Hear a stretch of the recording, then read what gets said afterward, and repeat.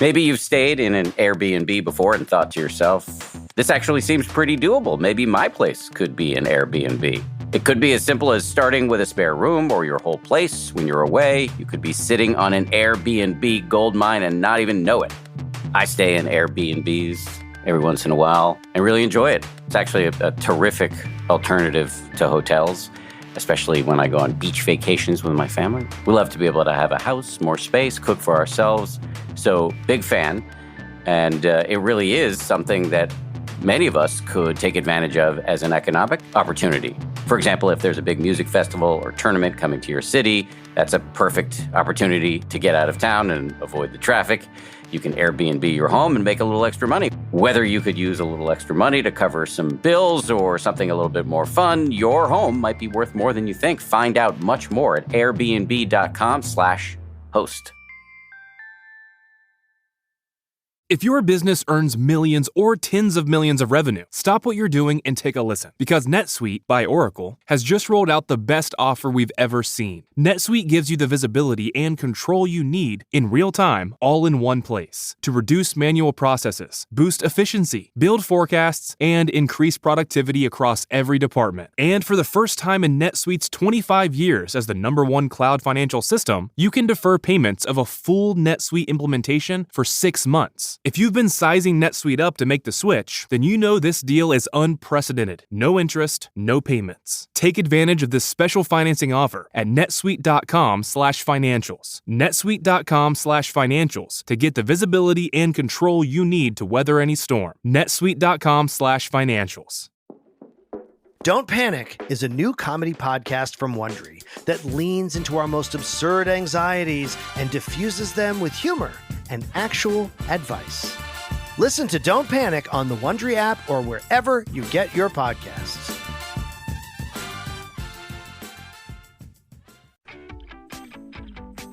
Hey, and welcome to 10% Happier.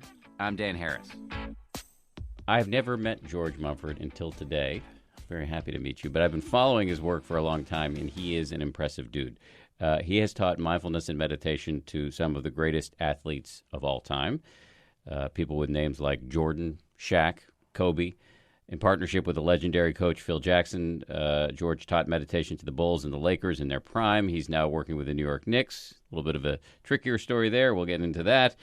His backstory about how he came to the practice is quite moving, which we will talk about in full. And I should also say, by way of introduction, George has written a book called The Mindful Athlete. Thank you for coming on. You're welcome. It's great to be here. It's a pleasure to finally meet you. Same here. I've been following you for a long time. So let me ask you the question that I ask everybody to start with, which is, how did you get into this thing? How did you get into meditation? I got into meditation because I was experiencing a lot of chronic pain when I got into recovery. Physical pain? Physical pain, migraine headaches specifically, and lower back pain. I've had back issues I've been going to chiropractic since 1975. So I had a lot of back pain and migraine headaches, and once I stopped using drugs and alcohol, it was there.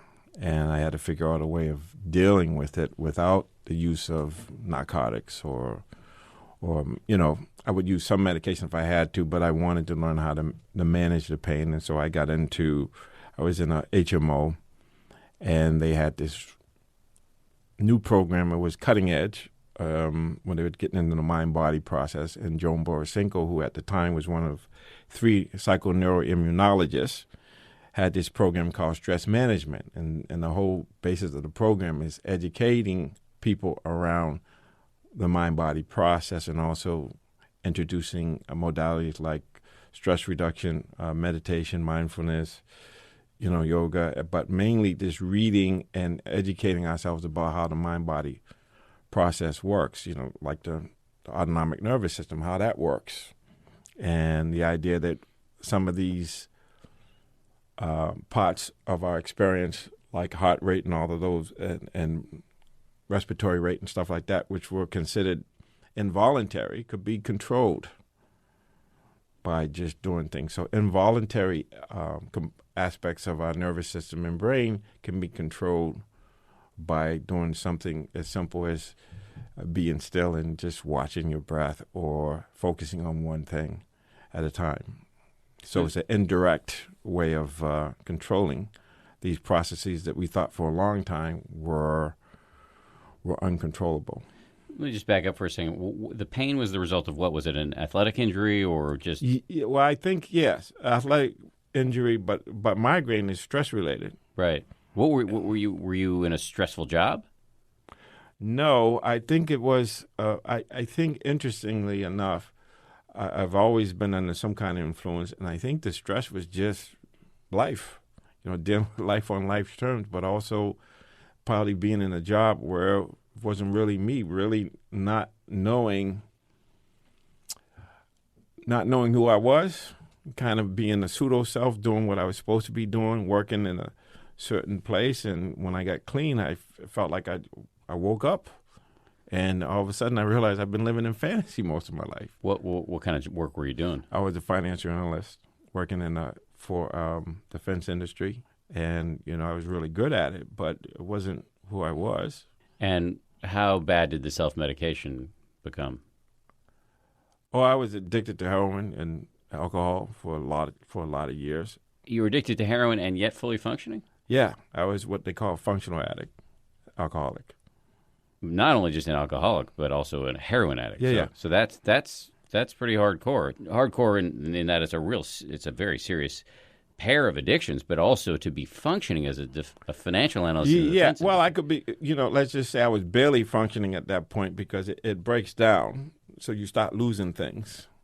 And, but I was very functional. I knew that I wanted to work, and I don't know how I did it. It's amazing how I did it, but I did it. I was working and still active. And then once I got clean, then I could start to turn my life around and to do things. But I was fortunate.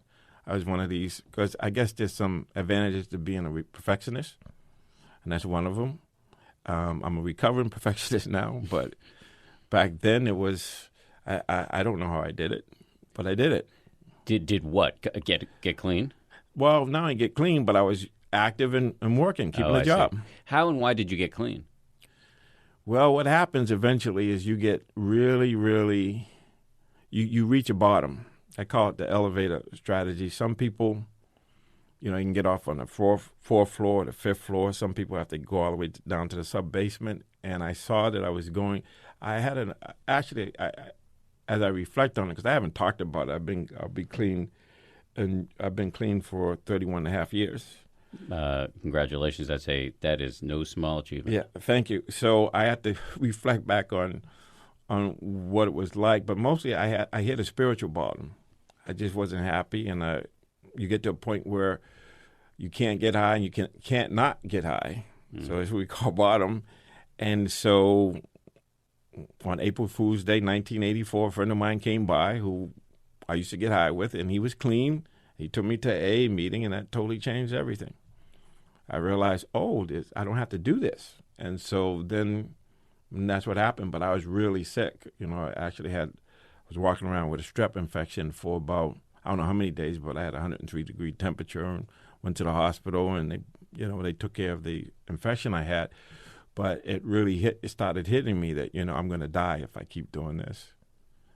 And so I got to a point where I saw there was a way out, and then that motivated me. Then I started going to those meetings, even though I was continuing to drink and get high a little bit. But at some point, I couldn't do it anymore. It was like, okay, so I went into a detox for 21 days, and when I came out, the George that went in was no longer the George I was. I had to come out a different George. I knew that if the same George that went in came out, then things wouldn't change. But I changed and saw my street for the first time. Said, wow.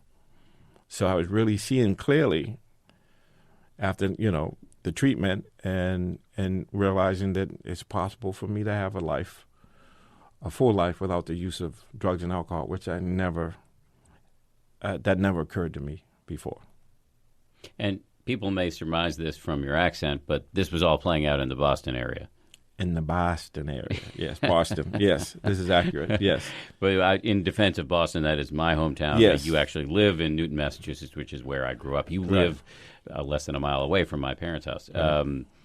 So back to your story of after you got clean, you ended up in this program, where you were introduced to meditation. I was introduced to meditation, and it was interesting because after the first time we tried it, I'm looking around saying, I don't understand what happened. I don't get what people were talking about. But me being a perfectionist, I kept at it, and I read every book she had on the syllabus, and that's how I started getting. And then I'd read a book, and then look at the back of the book, and it would say other books, suggested readings, and I would read those, and I just read as much as I could about, the mind-body process, but also I was very interested in nonverbal communication. How do I know? Sometimes I would say one thing and do something else. I really wanted to start to understand what motivates us and how we express ourselves. How do I know? And I did therapy. I became a therapist for a little bit. And how do I know when I'm working with somebody, especially recovering people, they're really good at telling you what you want to hear, but then their behavior is totally different. So I got very interested in knowing, how do I know which way do I go? Do I go with the verbs or the voice or the words, or do I go with the behavior? And I learned how to say to watch what they do and not listen too much to what they say. Because me being who I was able to live a double life and say things but do other things. So even though I ended up teaching other people, it was more about me understanding who I was and why I did things, and how I got clean and said, okay, so how do other people get motivated? What motivates people to do something that they've been trying to do for a long time and aren't able to do, to at some point get to a point where they can do it? And so I became very interested in learning about people, because the more I learned about people, the more I learned about myself. So was your interest in meditation primarily a motivation to help other people get clean, or was it because you saw something in the course of personally meditating that struck you as intriguing? Yes, initially it was for me to deal with the pain, but then it went way beyond that. And I realized that I feel, it's being connected to something greater than yourself, being able to know the truth and let the truth set you free, that it was the ultimate stress reducer. It's really understanding how this mind-body process works and how the universe works. And if there are natural laws, then it makes sense if I live in accord with those natural laws, I'm going to be happy and I'm going to live life more fully. And so it felt good, basically. Okay, you said several things in there that I want to dive in on. I don't want to forget any of them, so I'm just doing an inventory in my head. But let me start with, how did meditation help you with pain, physical pain? Yes. Well, how did it help me with pain? Because one of the things that would happen is, I'll say the way it helped me with the migraine was I got to the point where I can observe the migraine coming on. And when it gets to a certain point, I don't care what kind of medication they gave me or whatever, I was hurting for certain. But I started to see how it arose, then I could nip it in the bud. I could say, okay, usually when I have migraine headache, I'm trying too hard and I'm doing too many things. So I would just go lay down and just breathe, and then I would visualize my whole body breathing. And what happens with a migraine is you get you're not getting enough oxygen, and the muscles spasm and they press against the nerves. So I started understanding that, and I could nip it in the bud, and if I could catch it before it got to a full-blown, I could actually manage it. So it was just this awareness and seeing, okay, I'm trying too hard, back off. Stop, calm down, you're doing too many things, just create some space, time out, put it aside, and then go breathe and relax, go lay down and just chill. And by doing that, I realized that most of the time I could actually, it was telling me something. So I started to realize that the body tells me things. If I can just be still and know, or be still and listen, and really listen to the body. And that's what I got into. And it not only did it get me beyond the pain, but I started noticing that I was getting clarity about certain things. Like I have pain, and then when someone asked me how am I doing, I said I was in pain all day. Well, I wasn't in pain all day. It was a little bit of pain, but that's all I remembered. And I focused on that, and that's what I got. But if I realize, okay, I had pain, but it actually moves around. It might go up, and then it'll go down, and it might go up. But if I just watch it, creating space, and just observe it as sensations arising and passing away, that I wasn't identified with it, and I wasn't trying to push it away subtly or identifying with it. So I started to see that I could observe it without being identified with it. I'm just going to drill down a little bit because I think a lot of our listeners may not have ever meditated. So, Right. So if you're sitting in well, you can meditate anywhere That's right. in any way, but Right. just say you're sitting in formal meditation, your eyes are closed, you're noticing the pain. Right. And this pain that you tell a whole story around, which is, I've got this migraine. Migraines Right. are never going to go away. What's the matter with me that I've got this migraine? All this terrible stuff always happens to me. Right. This migraine is so solid and is Right. my pain and it belongs to me. But instead, with meditation, you're allowed to, you kind of step out of the traffic Yes. and you view it as, oh, this is this changing set of sensations that sometimes fade, sometimes get worse. If I Right. don't try to control them, they don't control me. Yes, it's what Viktor Frankl talked about between stimulus and response. There is a space where we have the power to choose and to transform. So what I'm creating is a space between stimulus and response. So instead of stimulus response being together, by being able to step back in a relaxed, alert receptivity, I can just observe things so that I create space. And in that space, I can choose how I'm going to react, which is knee-jerk, which means no intention other than a reactivity. Mindlessly. Or I can choose my response, saying, okay, given this, what's the best way to respond to this? And then even in that responding, if I don't get it right, I still can learn from that. But there's a space where I'm actually pausing and thinking about what am I going to do, and is it skillful or is it unskillful? Is it helpful or is it not helpful? Is it taking me where I want to go or is it not taking me where I want to go? And there's a lot of power in this ability. In my book, I referred to it as the eye of the hurricane. In the eye of the hurricane, there's just blue sky and it's quiet and still. And even though there's this turmoil and all of the whirlwinds and all the chaos around it, we have that inside of us, that still small voice. They talk about, Joseph Campbell in Power of Myth talked about the quiet place, that when an athlete acts out of that quiet place, or a dancer, that is a totally different experience than not acting out of that space and being hung up and dealing with stress and anxiety and all of those other emotions, fear mostly, because you are identified with what's happening instead of realizing that what happens to you is not you. Whatever you observe is not you. It's just what you're observing. But we identify. We got like sticky mind. We just, okay, this bottle is me. Or this pain is me. This pain is me. Yeah. And even calling it pain is a problem because there's a natural reaction to that. It's so judgmental, yes. It's judgmental. So you can just see the sensation and identify what it feels like. Is it pulling, twisting, or that sort of thing? So you start to use language in a way where it's allowing it to be there without all of these preconceived associative thinking and abstract thinking that's involved with the word usage, like pain. Just seeing the pain. And I did an experiment when I went to the dentist. And don't tell me you said no Novocaine.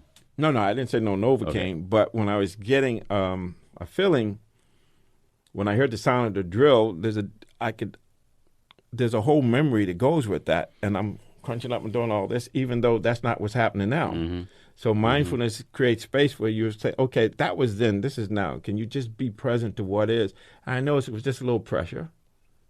But at the whole time, my body was reacting. But by me just continuing to breathe and not get into the story about it, I started to see, oh, okay, it's not, even though sometimes they hit the nerve and you jump, every time you hear the sound, that doesn't mean that you're going to have the nerve pain with it. But that's how chronic pain gets established, is because we're relying on memory more than we're relying on what's actually happening now. And the brain doesn't know the difference between what we think about and what we experience. So we're rerunning these old tapes. You're running these old tapes. So the memory of it is what's really present, not the actual activity that's happening in the moment. So you mentioned your book. As I said before, it's called The Mindful Athlete. And I want to talk about your work with athletes. Right. But I have not forgotten that you said a bunch of stuff earlier that I wanted to drill down on. And one of the things you said was something about, and I don't know if I'm going to get this exactly correct, but something about starting to meditate puts you in touch with the laws of the universe. Yes. What did you mean by that? What I mean by that is, this is what Einstein said is the most significant question we have to ask and answer is whether the universe is friendly or unfriendly. And so for me and my upbringing and everything, the universe was unfriendly. And when it's unfriendly, you are going to use all of your resources to either destroy, remove, or deny experience. But when you see the universe as friendly, then you will use all your resources to align yourself with the way things are, with the way the laws of the universe, like this gravity. It's not personal. It's just a law. And if you live according to gravity, you're probably going to be okay.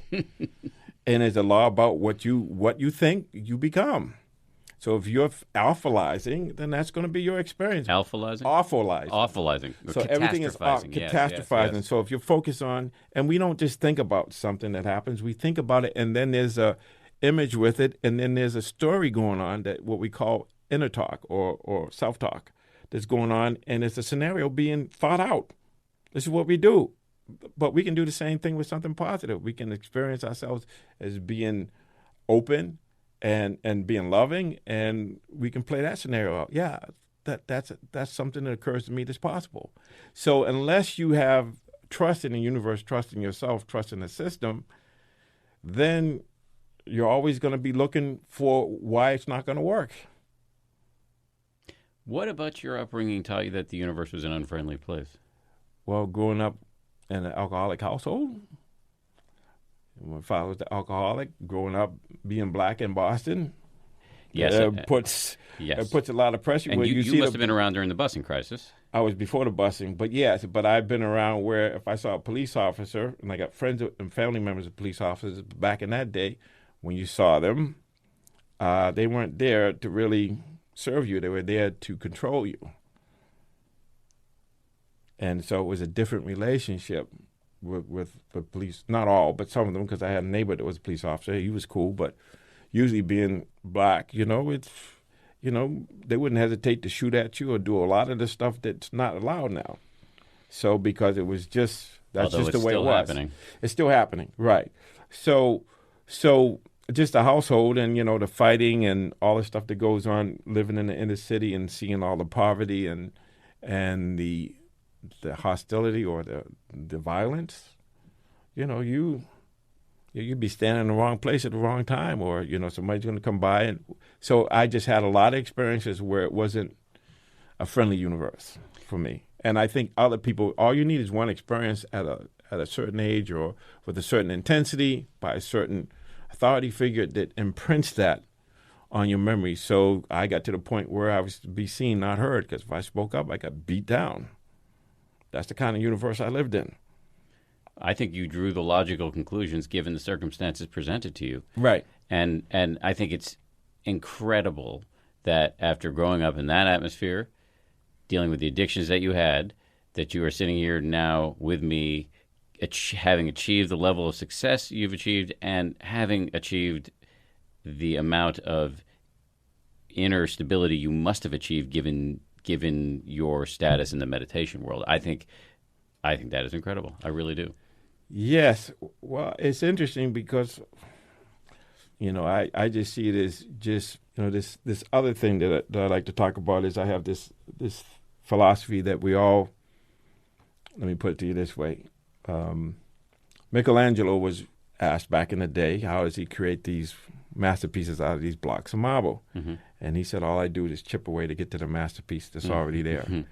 That's what I feel. I have a masterpiece, and I've been chipping away at it through this process, and it's reflecting itself. It's expressing itself, and we all have that masterpiece. And, depending on where you go, I grew up Baptist, so be still and know is kind of the mantra that I learned when I was growing up. I didn't understand it, but now I understand it, is when you can go inside and when you can turn within and you start to listen to that still small voice, which is like our consciousness that knows there's a masterpiece there. When we access it, it's really powerful. We can see it as the eye of a hurricane. If we know that that's there, how do we access it? Well, we access it by being in the moment, by allowing things to speak to us rather than interpret them all the time. That's how we create space. It's by saying, well, what is this? And to have some curiosity, some interest to see, oh, what is this? Oh, this is interesting. It changes it. So if I turn my pain or the sensations of pain into interest, well, what is this? This is telling me something. There's something for me to get here. That totally changed my relationship to it. In order to do that, you need to learn to develop the lens of mindfulness. You need to train the mind to see what is happening right now. To be in the moment and to see what's happening and open it. So what am I asking? What did I ask myself to do? To be willing to see or to hear or feel or experience the present moment as it unfolds, not knowing what it's going to be. So I'm asking to embrace the unknown without knowing. Each moment is different. Each moment is changing all the time. So can I be present for it and see it? And when I can be still and know, when I can be the eye of the hurricane, I'm more able to create space to just see what's happening, even if it's unpleasant or, I have some memories about how awful it could be. If I can just see it and arise, the seeing, the being present to it just transforms. And then I see, oh, it's just this. Because once you understand something, it's not a mystery. Although there are some mysteries, we can say, okay, it's a mystery. It's okay for it to be a mystery because it's beyond description. We can't write about it. We can point at it, but we really can't express it. It's like learning how to ride a bike. It's implicit learning. You can't explain it, but you can do it. When you first started walking into locker rooms with guys like Michael Jordan and talking about this stuff, how did that go down? Went down well because I talk about being in the zone or being in flow. They all know that. They don't understand it, but they know what it's like when, if you're a basketball player, the hoop is large and you just know what's happening before and you're a step faster and you got this flow and rhythm and you can do, it's sweet.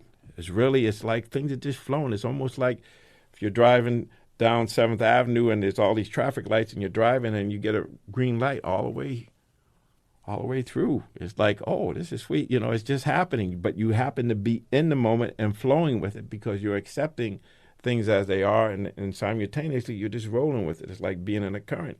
You're just going with the current till you get to where you want to go and you ease off. It's effortless. You're allowing things to happen. But the challenge is if you try to get in flow, you won't get there.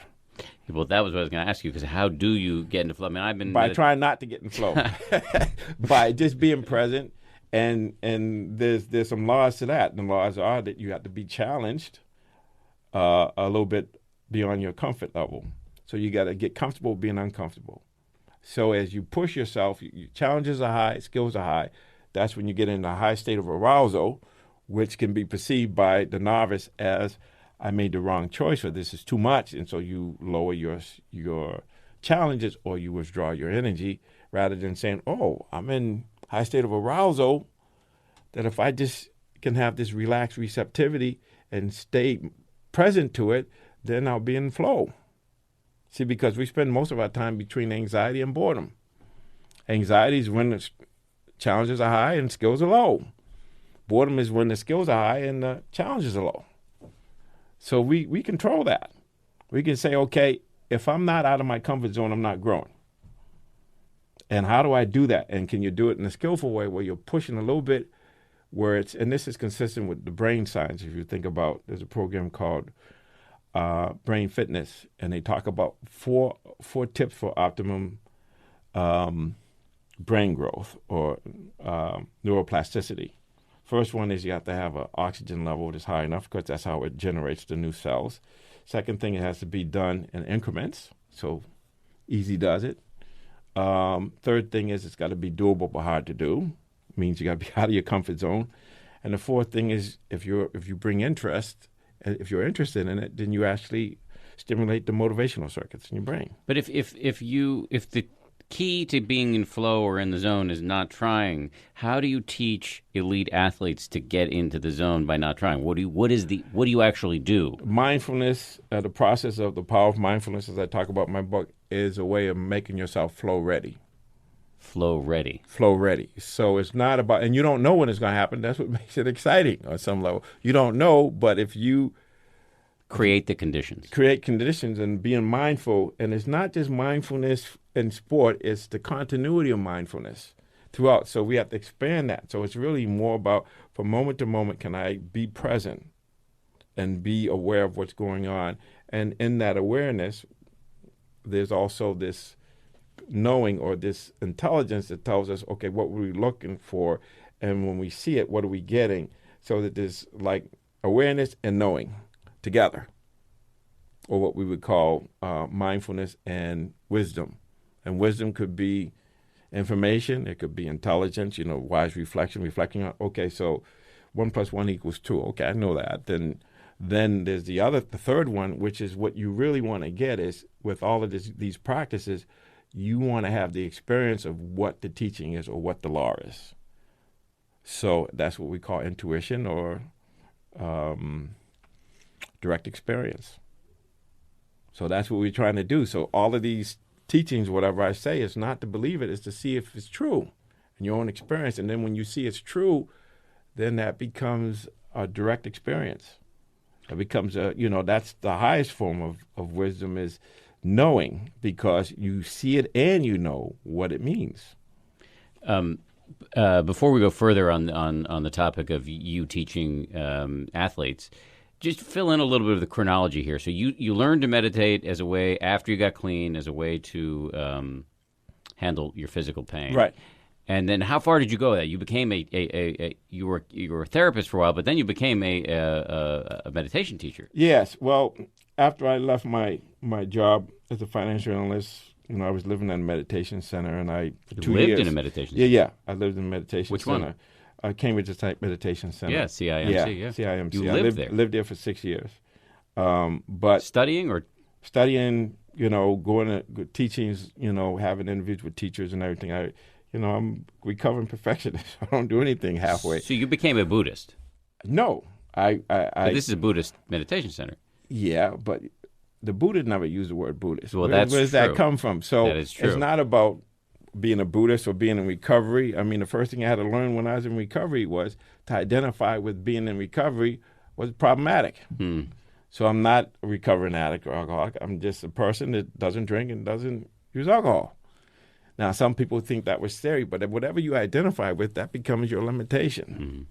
So to me, it's more about I was there to learn and teach and to learn myself about the teachings, but I don't stay in a box. I'm still reading a lot of psychology, philosophy, neuroscience. As you hear, I just read about everything.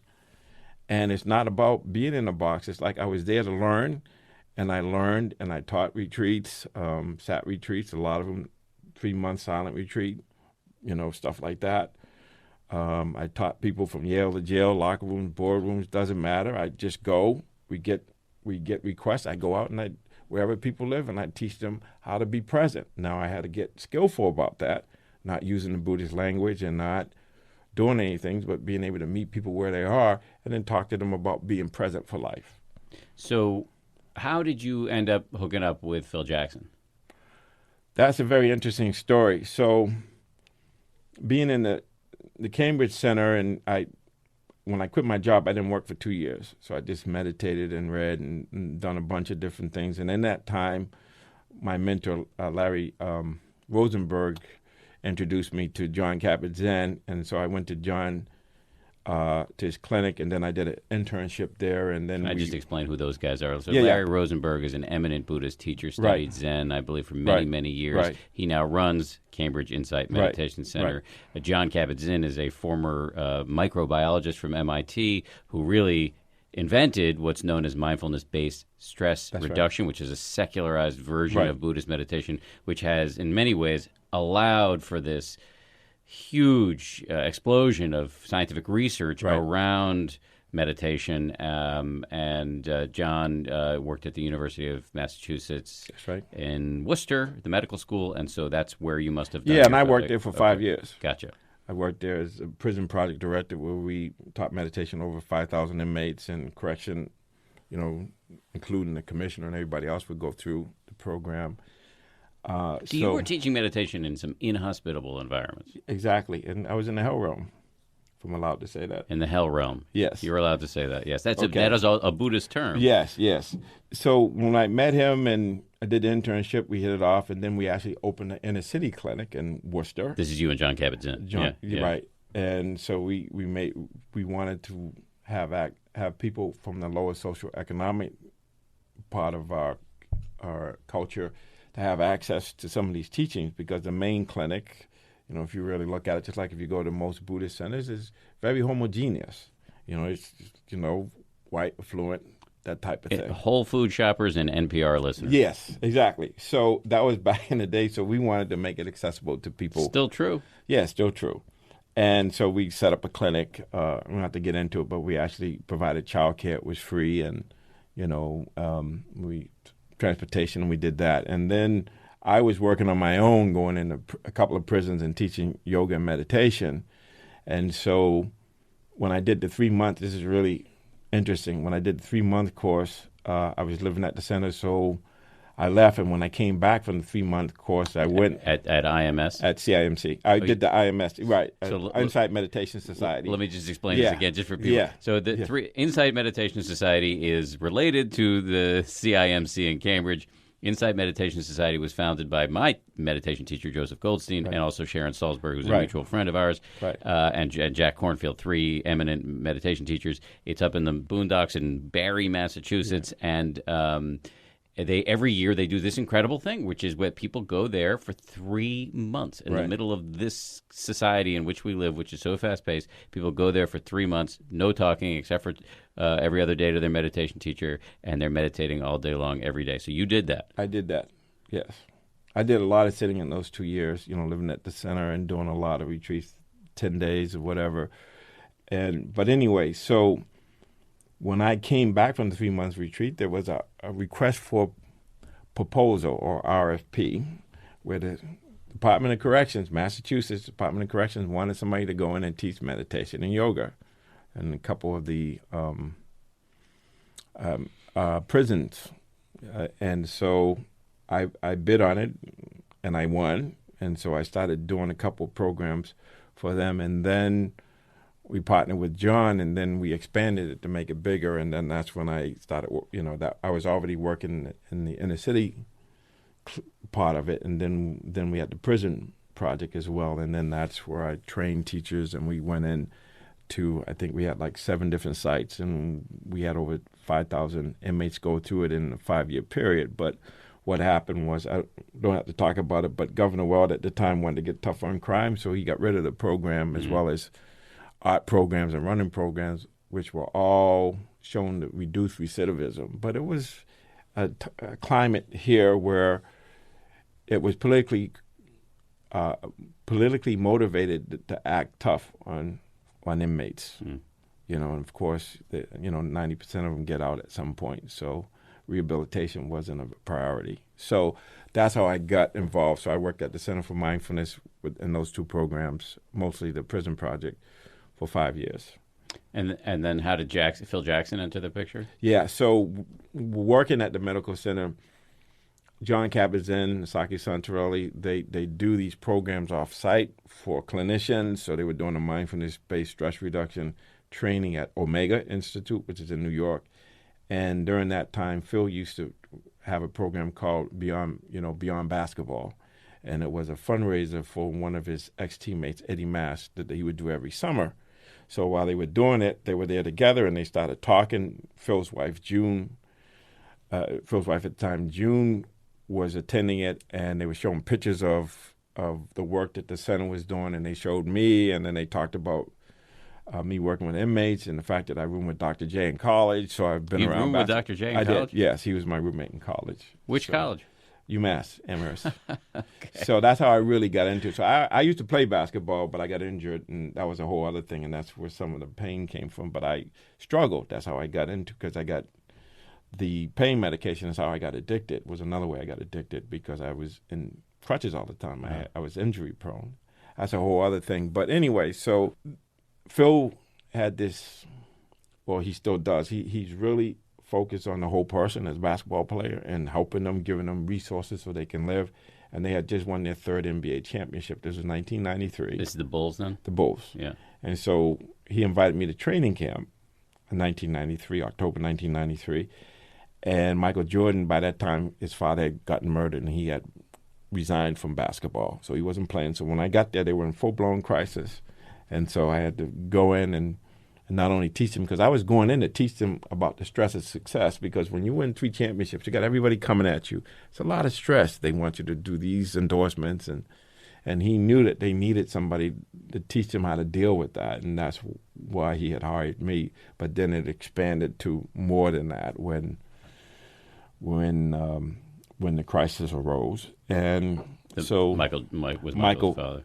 When he left, because he was, that was pretty much, they wouldn't kind of known as Michael Jordan and the Jordanaires. They didn't have an identity. So they got better. He came back a year and a half later, and then when he came back the next full season, that was 1996, which is pertinent to what's going on now, because that team won 72 games and lost 10. And of course, that the Golden State Warriors are in pursuit of breaking that record, which is interesting because one of the players on that team, 96 team, is Steve Kerr, who is the coach of the Warriors, and Luke Walton, who is his top assistant, who actually played with Phil and won championships in L.A. So that's how I got involved with Phil, and then that was 22 years ago, and we're still working together and creating things. And I understand the Golden State Warriors are meditating, right? Yes. Actually, their 4 core values are joy, mindfulness, compassion, and competition. If you watch them play, you'll see those qualities, those values being expressed. I remember very vividly shopping for baby gear before our son exited the womb and entered the world. And it was fun, but also really stressful. And it felt like I was learning a brand new language. Babylist helps families celebrate with the best baby registry, ideas and inspiration for how to throw a great shower, great gifts, and digital tools that keep you and everyone you love connected. Choosing products for a growing family can be confusing. At Babylist, their expert-backed advice guides you through the process of building the perfect wish list. Their shop is deliberately curated with expert-selected and real parent-tested items to make it easy to figure out what's right for you and your family. I think I can speak for my wife on this. I believe both of us would have loved to have had this available to us when we were about to become first-time parents. Start your registry today by visiting babylist.com. Are you the biggest worrier in your family or your friend group? Are you the type of person who doom scrolls compulsively? Well, stop scrolling, grab your weighted blanket and your headphones, because I might have a new podcast that could help. From Wondery, Don't Panic leans into our most absurd anxieties and diffuses them with humor and practical advice. Hosted by the anxious and overly informed comedian Anthony Atamanuik, each week the show explores a worst-case scenario. Like, what do you do if you encounter a bear or a swarm of killer bees, or you find yourself in quicksand? Each episode's Panic of the Week will make you laugh, learn, and possibly sweat profusely. Follow Don't Panic wherever you get your podcasts. You can listen ad-free on the Amazon Music or Wondery app. So I just need to know more about when you walked into the Bulls locker room at that moment of crisis and you started suggesting something like meditation. How did that go down?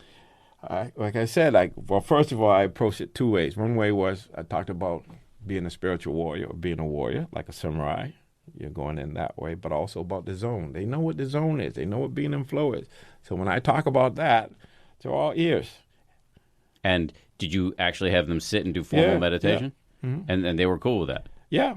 And what was the practice? Walk me through, on a granular level, what was the practice? It's the same drill I was doing anybody else. Get them to sit down and become aware of their body and breathing and talk about what we're doing and how it could be helpful in terms of being able to get flow ready or zone ready, whatever you want to call it. But it's really more about, you got a crisis, how are you going to deal with this? You have to be able to create space so you can choose your response and not be reacting or not feel like everything's out of control. You have to collect yourself. And then, so we came up with this concept of one breath, one mind.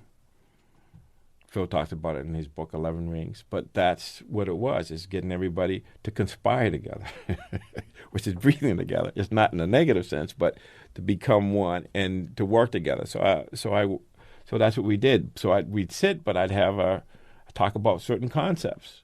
Like, one of the things Phil liked to use is the Jungle Book. The strength of the wolf is in the pack, and the strength of the pack is in the wolf. That's it. So you start talking to them about how the mind-body interacts.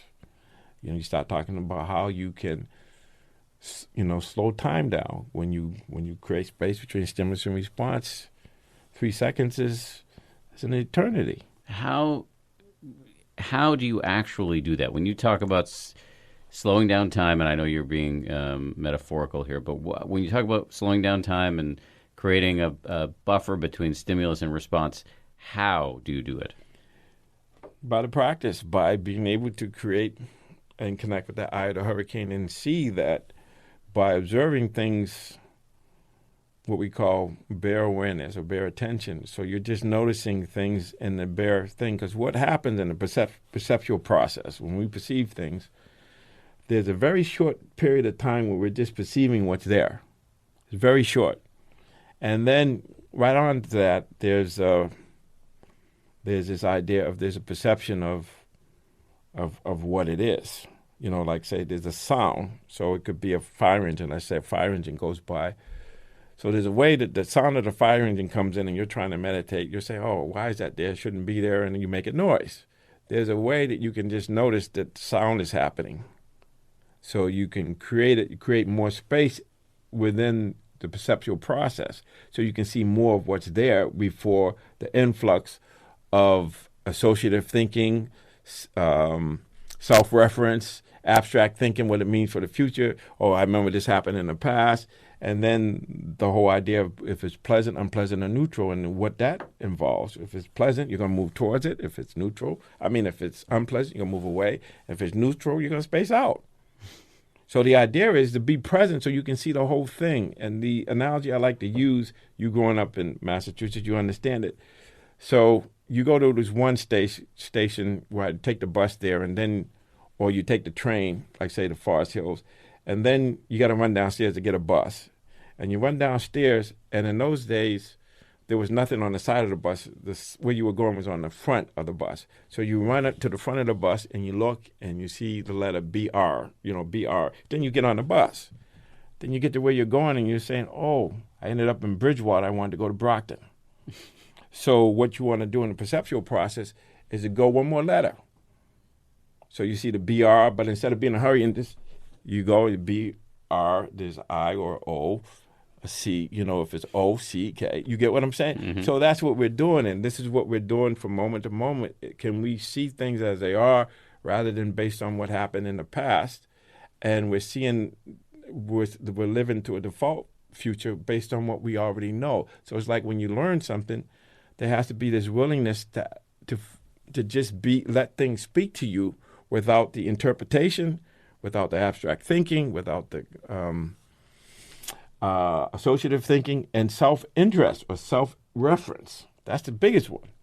What does this mean for me? What am I get out of this? And can you just see it clearly? So you want to create space. So that's how it can be helpful, that you start to see, okay, when I'm shooting a free throw, my elbow goes out, the ball goes a different thing. If I keep my elbow in, what are the 2 or 3 things I need to do? And it's like, okay, I missed that shot, so next time use your legs. So it's more a monitoring aspect without self-reference. Without, I got to make this shot, other than, no, just shoot. So you get it in front of people. It's how MJ can be at the free throw line, shooting a free throw with 15,000 flashes going off at the instant he's letting the ball go. Walk me through again. How can he do that? Because I've always wondered. Because he is in the moment. He's just in his body. He doesn't see that. He can let it be there without making it a distraction. But if he was truly in the moment, he would notice all the flashes. No. Too. Being in the moment and being mindful in the moment, might not be. When you're in the moment and you just know it, you're just in your body and you're just shooting, just like you're at practice. There's nobody there. You've trained your nervous system to do it. So now your conscious thinking needs to be quiet and let your body do what it does. It doesn't matter. He's in the moment and he's focused. Yeah, so he's not wide open panoramic. No. It's more on what he's doing. Everybody else doesn't exist. Nothing exists but this moment and what you're doing. So the actual practice you're teaching in the locker room, is it just the basic mindfulness practice of notice the feeling of your breath coming in and going out, and every time you get lost, start again? Is that the basic teaching? Yeah, that's basic. But here's the interesting thing. So you become mindful. Then what? You got to be mindful. Then that mindfulness has to be aware. So you got to be mindful of what your intention is, what you're doing, whether it's working or not. And mindful of what works, what doesn't work. That's what it's really about. Being mindful or developing that ability to be contemplative, or to really, and to contemplate is to look closely or to look repeatedly at something. So you're looking at it with fresh eyes. You're letting it speak to you. And then with the mindfulness and then the clearly knowing or the understanding develops. It's like the analogy I'll use is doing a jigsaw puzzle. So you're putting pieces together, and then some of them don't work, and you put them back. Then you come to a piece, and you say, oh, I remember that. That's here. And then you put it there. Then you keep doing it with the mindfulness and the understanding, or just knowing, or getting data or getting information. And then you get enough of it. Then you see the full picture. Then you put that aside. You get something else. So it's all about wisdom. It's all about understanding how things work. But meditation in and of itself is not going to make you faster or jump higher or have a better golf swing, right?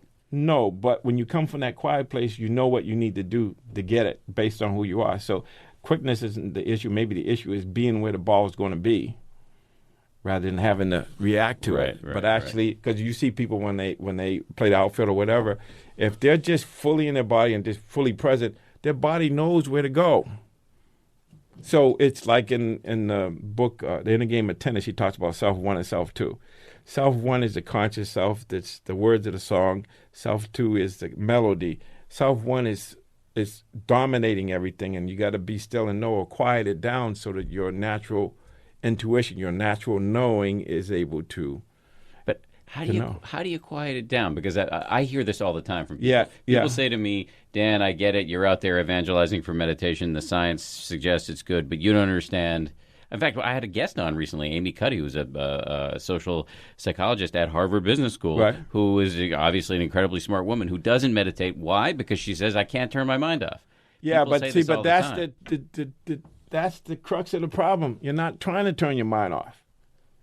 You're trying to create space and let your mind be. It's like in Zen mind, beginner's mind, the best way to control cows is how to give them more space. So when you're trying to do something, meditation is not trying to go anywhere or do anything. Meditation of being present is just seeing what's there and letting it speak to you. So the feeling of your breath, the noises going through the room. Yeah, it could be anything. Just sitting there and just letting it know. But if you're saying, okay, she's got the wrong idea. The idea of meditation is to stop thinking or to slow your mind down. That's not what the thing is. The goal is to be present to what is. So if you got all these thoughts that are negative or negative self-talk, can you create space where you can observe it and let it speak to you without being identified with it? But now I got to ask you a question, because it's a selfish question, because I've been meditating for nearly 7 years, which isn't a long time, but it's not nothing. Right. And I'm getting better at doing what you're describing when I'm actually meditating. In other words, when I'm actually meditating, I do a reasonably good job of letting whatever comes up, my thinking, my sensations, whatever the noise is, just letting it be there without reacting to it. However, I am not a clutch player. And when I'm under pressure a lot because I'm on live television or I get up and speak to people, the voice in my head ramps up. Did you comb your hair? Are you prepared for this? You're going to sound like an idiot. Whatever it is, it's all yap. That's right. But you control that. I don't feel like I control it. Yeah, because you let it do what it does. Well, and it's based on your belief system. It's based on how you're seeing things or how you're expecting things. It's just playing out the scenario based on your beliefs. So what do I do about that? Change your beliefs. So just tell my Stuart Smalley, look in the mirror and tell myself I'm awesome? So just like you tell yourself you're not going to do a good job, you can tell yourself it's going to be great. It's going to be awesome. And remember when you did it the last time and you worried about it, I say don't worry till you have to. We worry before, and we don't just worry. We play out the scenarios of what the consequences of the bad, of the way things are going to go. We play that out. Yeah, but I believe that my internal anguish is what allows me to be successful. Well, good luck with that one. Because it's a razor's edge. Because what it does, it gives you energy. But you can get energy from love and joy and compassion. How do you talk about love and joy and compassion in a locker room full of... Don't be hating. Don't be hating. Don't be hating. That's just... You got to talk to who you're talking to. They understand that. Don't be hating. And does it work? Yeah, it because works. These guys, they have to do some... I don't know if hating is the right word, but they're certainly going to feel not necessarily love and compassion and joy for their opponents. But see, here's the key. They're not competing against them. They're competing against themselves. So when you're focused on being better than you were, or being better today than you were yesterday, the enemy is within. It's not out there. Because if you're feeling good about yourself and you know you're doing the best you can, what's happening out there has nothing to do with you. It's not your business how Dan feels. I might be concerned about it, but I can't control that. What I can control is me and allowing Dan to be any way he needs to be, because he's making a choice on some level, even if it's unconscious, even if it's involuntary. So this is what it's about. It's about starting to see how we're thinking, and that inner voice, that's really important. Can we, the inner talk, can we change it so it's consistent with our goal? Or this is going to be great. This is going to be, and even if I make a mistake, it's like if you're playing a guitar and you hit the wrong note. If you keep playing, no one will notice. Mm-hmm. And then you say, okay, you mentally note, okay, that was wrong note. Then you go out and you practice so that you get that part, because it's saying to you, you need to practice that. You need to get that more, you just need more skill development in that area. So if we approach it that way, it's not a problem. I'll tell you, I tape all my talks and everything. At first, I hated the sound of my voice, and I'd have all of these self-talk. And then at some point, because I was doing this stuff and I stopped paying attention, I realized, man, that's pretty good. Where'd that come from? But I have that space, just observing it as an observer, not as my voice. Oh, that's me. But can I just listen to it like I would listen to anybody else, and not judge? And then that's what mindfulness is. It's not judging. It's just noticing what's going on and learning from it, letting it speak to you. So we're interpreting things all the time. We're not really hearing what's there. We're interpreting it based on what we already know. And so part of this is to have the vulnerability to not know and to just see what is. So these legends that you taught, guys like Shaq and Kobe and Michael Jordan, are they still meditating? Some of them I don't know. I know Kobe is. I don't know about the others because I didn't ask him, but Kobe volunteered that. I don't really get into that. But mindfulness is not just, see, Dr. Dre has a definition for meditation. I have my mind on money, money on my mind. So whatever is on your mind is what your meditation is. That's what it is, what we call right thinking.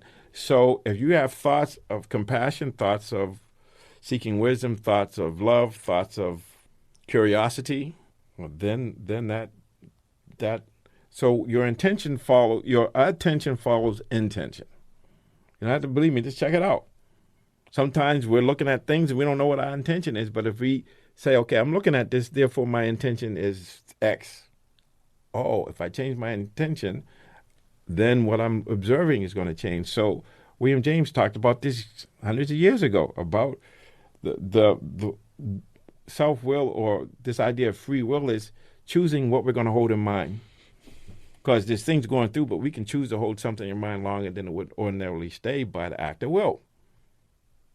And it's a practice. That's why we call it a practice. So we want to go from the cushion, off the cushion, so you can always be in your body. If you're walking, if you're standing or you're sitting, you can feel what your body feels like. You can breathe a little bit and just pay attention to what you're doing. If I reach for the water, just feeling that, not thinking about it. But if I just think water, the hand goes. If I think about my right palm, where's your attention go? Left palm, left foot, bottom.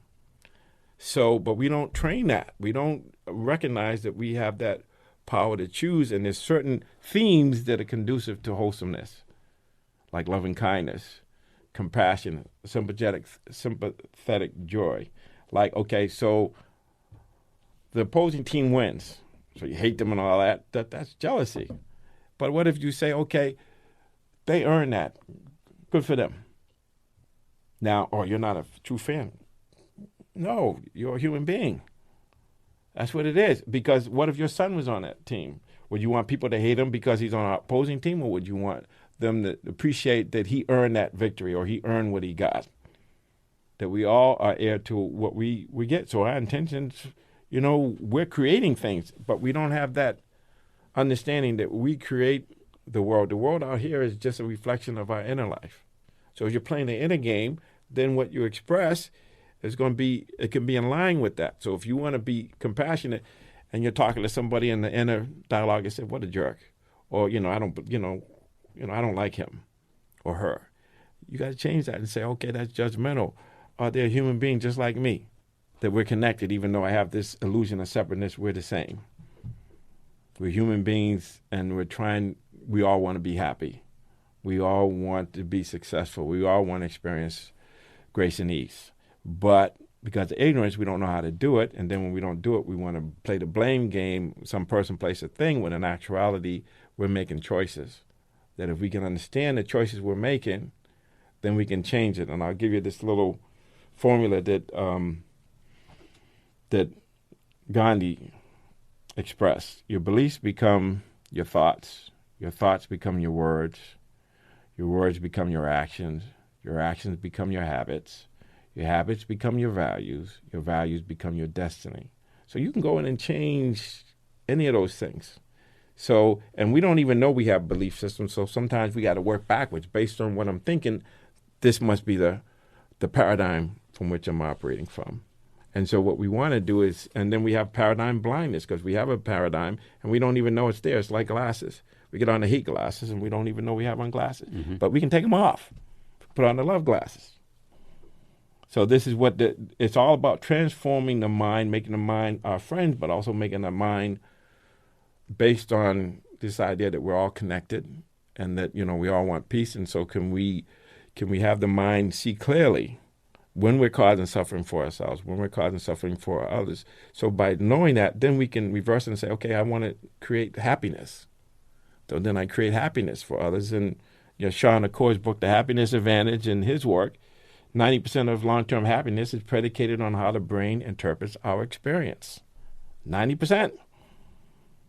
So if you interpret it based on goodness, based on wisdom, the opposite of greed is generosity or love, hatred or ill will, loving kindness, goodwill, confusion, clarity, wisdom.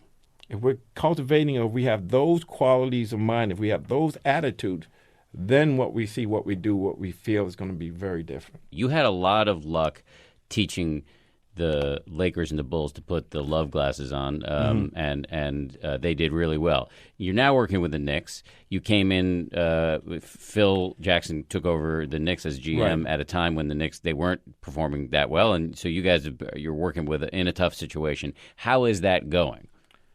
It's going the way it's going. My job is the same, whether they're winning or not. Help them be present and make wise choices. And so there's a lot of teams I work with that aren't as successful as the ones you know about, but the idea is it takes as long as it takes to transform or to create a foundation and a structure. So here's what I said last year, and I think it's the same this year. My experience of going to the Knicks is that, we go in and, it's like buying a house. You go in and there's a crack in the ceiling or a crack in the wall, and you're repairing the cracks and you keep getting them, and then you realize, okay, so let's go see what's in the basement. You go in the basement and you realize the foundation is off. So you're working on the foundation, and people go by and say, well, there's still a crack there. There's still this there. Well, that's because the foundation is still being settled. Unless you fix the foundation, you're just addressing symptoms and not the cause. And so sometimes when you have to redo the foundation, it takes longer. It takes as long as it takes. And so you have to have the right effort, which is a continuous application of poised energy. It's like, so we're working at it, and we're continuing to move forward. And sometimes it doesn't feel like anything's being done, but it's being done. It's just that it has its own rhythm and pace. And so the question is, are the fans in New York going to be willing to have patience and trust that it's going to get there, but it's going to take time. And so when people say, "Oh, you must be having a difficult time," whatever, I said, "No, it's all good. If it's, if they're winning or not, it's the same drill. Can you be present and can you create space so that you're making more informed decisions? You're living in a way according to how things are, and that's where the truth shall set you free, or so you get that. But being present in the moment, whether it's painful or unpainful, or helpful, if it's painful or painless, it's still the same drill. Be present for it and learn from it, and then understand that that's ultimately what we're here to do, is how can we alleviate suffering? How can we use what's here? Because reality is not everybody's going to win a championship. It's not going to happen. But if you can walk off the court and say you gave everything you gave and you were fully present, you did the best you can, that's a winner.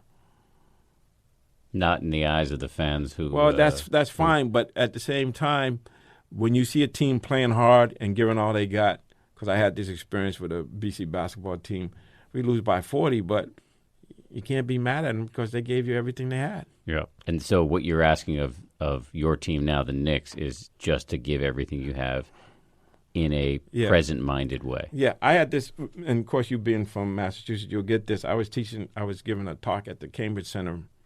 This was probably 2000. And there was a fan there that said, "How am I going to deal with being a Red Sox fan? We haven't won a World Series in umpteen million years and this and that." I said, "Why don't you just focus on being a good fan?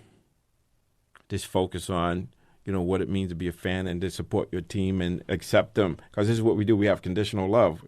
We love you only if you do what I want, instead of saying, no, love is unconditional.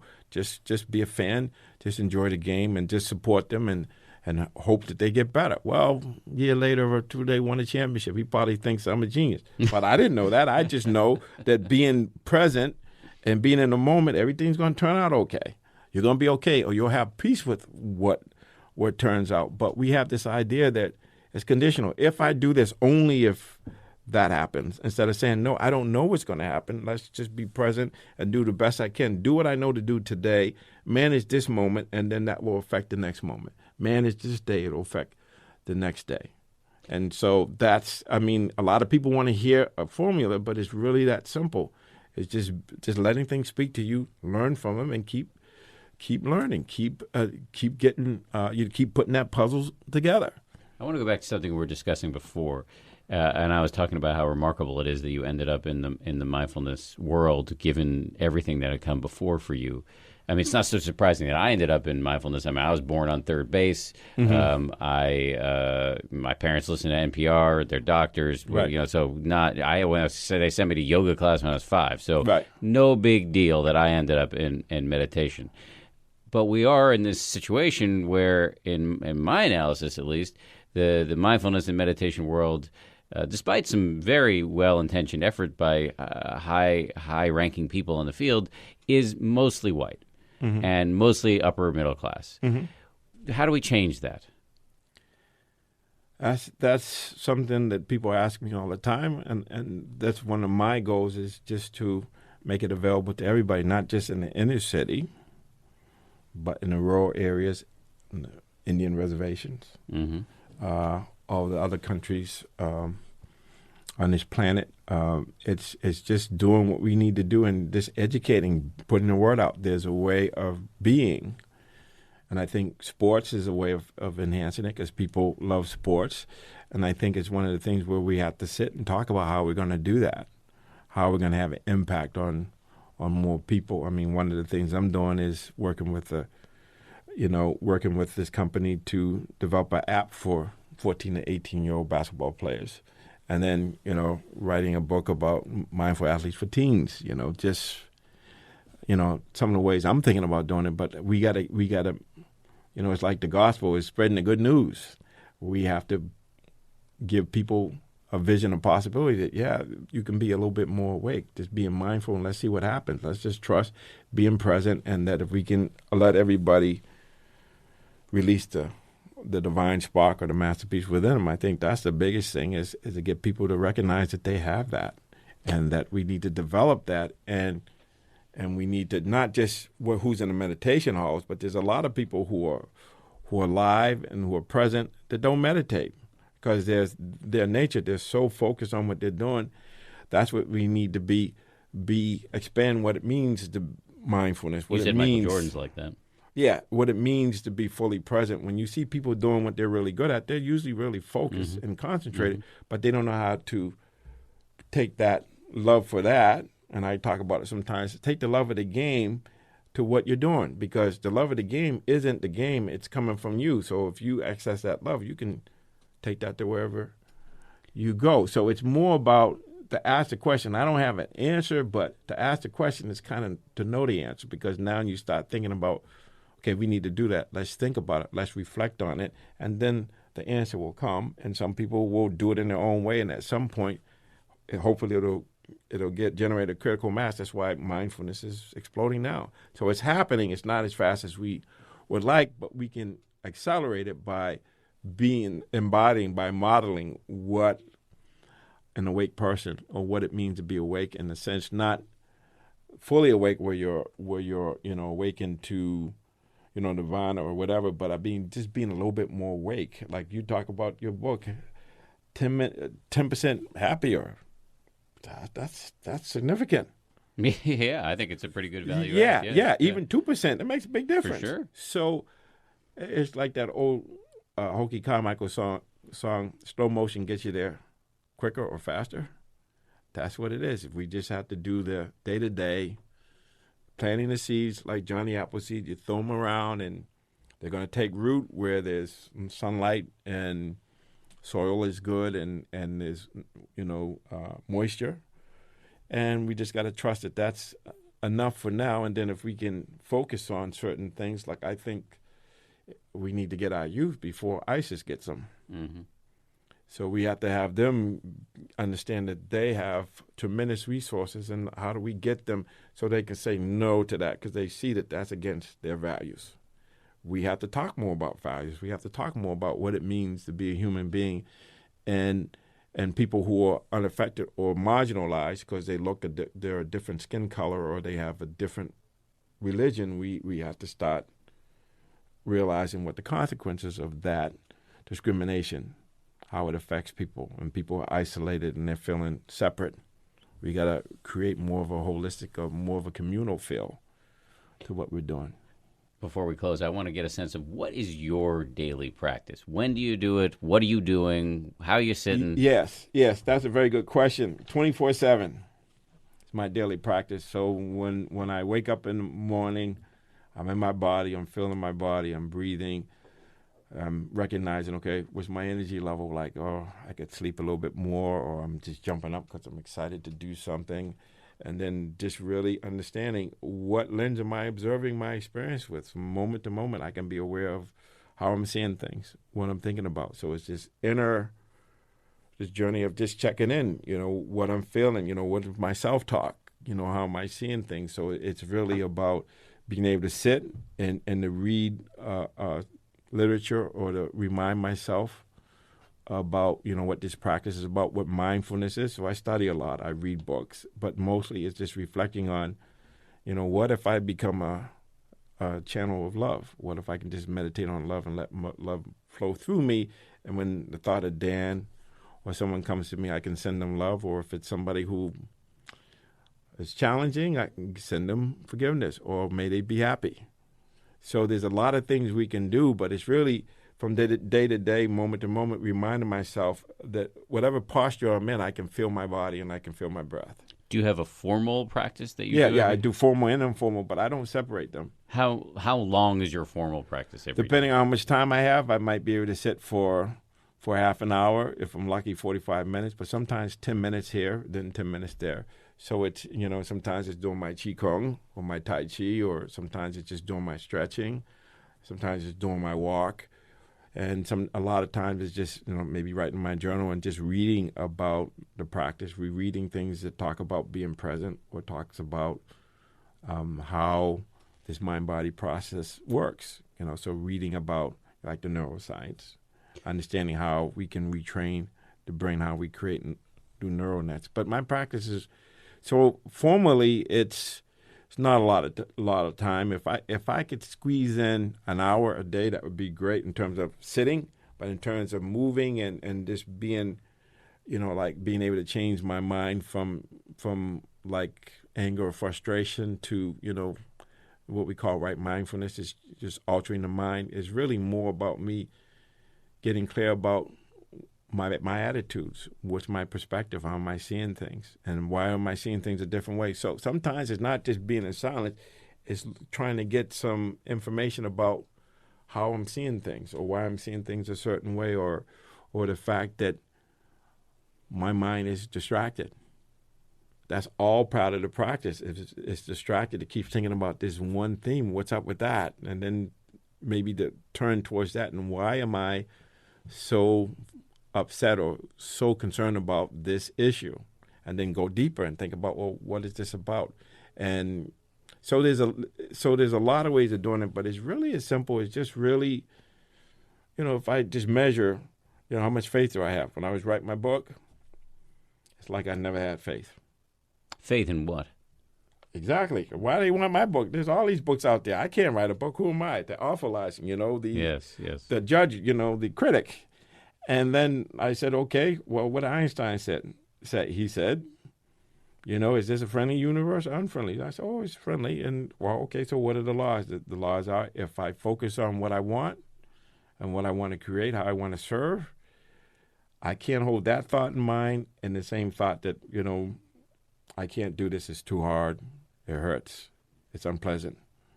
So I focus on what I can control, what I can do, and that is my attitude and my effort. I can always control those. Are you trying in your practice to become enlightened, and what do you think that even means? It's interesting. It's kind of like, here's how I see it. That's my ultimate goal, but it's like everything else. When you set a goal, like to be enlightened or to do a marathon or whatever, you set the goal, but then you focus on the journey. So it's like you can be zone ready, you can be enlightenment ready. That's what I'm talking about. So, yes. So, yeah, that's the ultimate is I want to be fearless.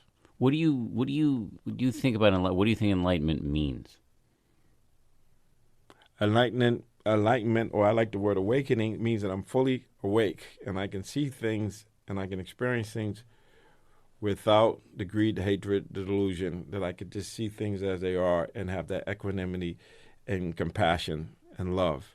So it's like being fully present with just being okay with things as they are, not needing them to change, even seeing suffering and realizing, I can have compassion for the person suffering, but also knowing that life is suffering. And to you, is this just an ideal, or have you ever actually met anybody who meets these criteria? I've seen some people. I've read about people who are obviously more advanced. I met the Dalai Lama, obviously, and some other folks, and they have an energy, they have a spirit, and I read about them. I have photographs of mendicants or monks that are in deep concentration, and I read about the Buddha and stuff like that, and I reflect on the qualities. So it's more about identifying with their qualities than the person themselves, but because they are like us, we have Buddha nature. We're wired for enlightenment. So whether it happens or not, it's another thing. But the more I try to be enlightened, the less I'll be enlightened. I learned that just like writing a book. Once I stopped trying to write a book, it wrote itself. So there's something about forming the intention and then allowing it to happen. The Dalai Lama was our first guest on this podcast, and he told me he thought my meditation practice was still in its very early stages. So I got that going for me. Okay, yeah, well, that's, yeah.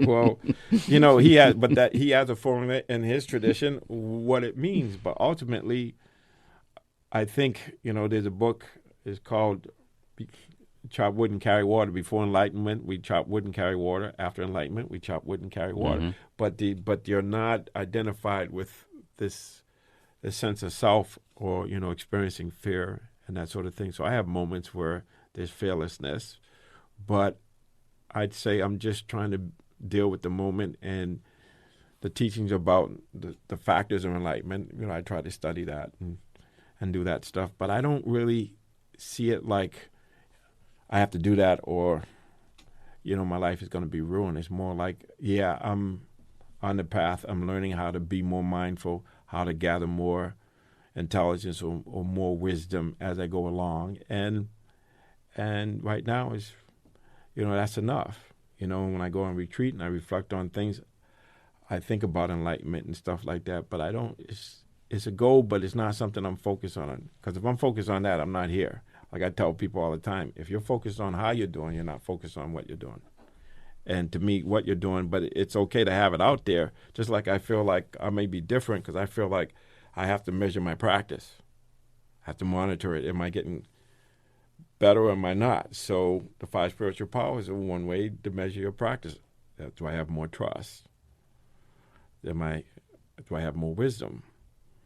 Am I making the right effort with a poise, with a centeredness? Am I being more mindful? How can I develop more mindfulness? Because the secret is the continuity from moment to moment. And I'm not able to do that 24/7, but that's the intention. And if I'm mindful for 24/7, I'll be enlightened.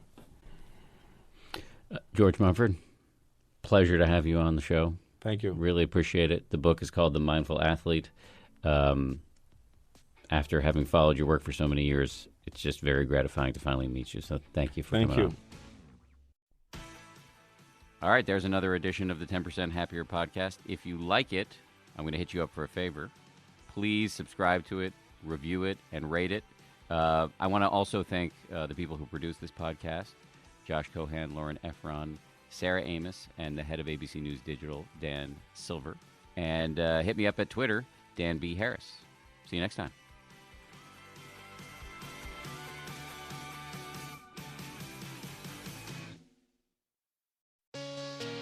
Hey, Prime members. You can listen to 10% Happier early and ad-free on Amazon Music.